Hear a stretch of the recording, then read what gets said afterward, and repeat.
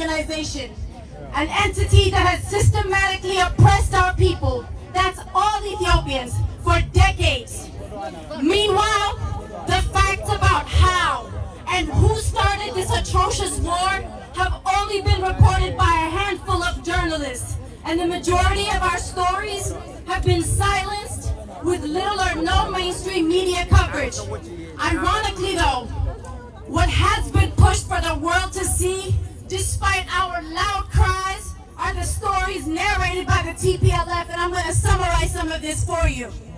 Number one, blaming the democratically elected government for destructions and massacres, while the TPLF's rebel army, the TDF, are glorified as brave freedom fighters by the likes of Declan Walsh and William Davidson of the Crisis Group, and so many others.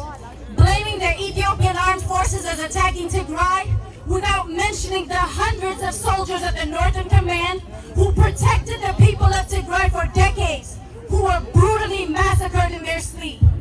While even the TPLF owns the fact that they made these initial strikes, but they claim it as a preemptive strike to protect their people.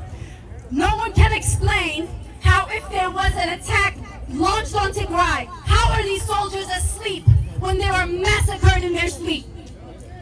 They blame Eritrea for invading.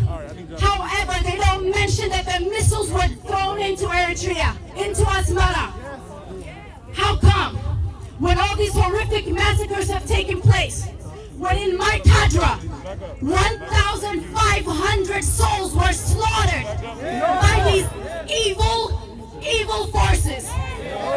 But with videos and individual witnesses and stories of survivors, none of these things were ever put on Western media.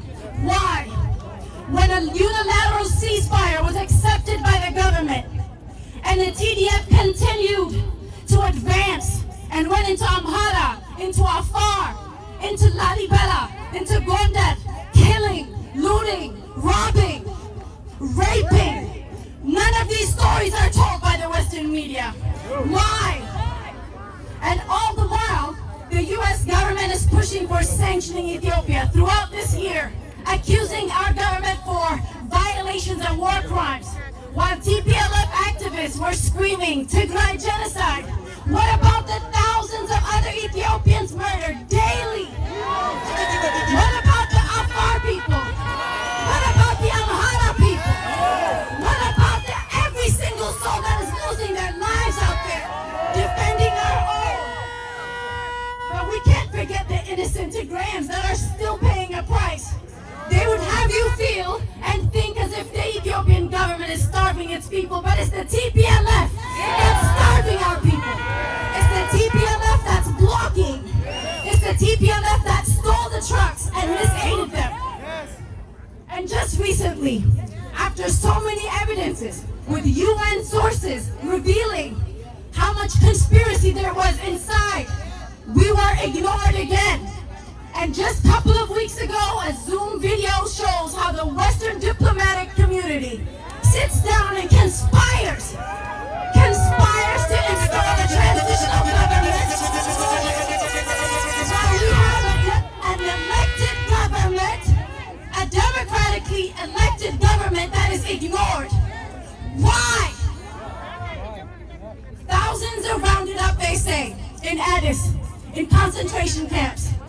Concentration camps where Barry Sherman, congressman, whose mother and father are Jewish, and he claims it, compares what's happening with detention centers to concentration camps, and empowers these activists from the TPLF to compare it to Auschwitz from the Holocaust, where millions were slaughtered.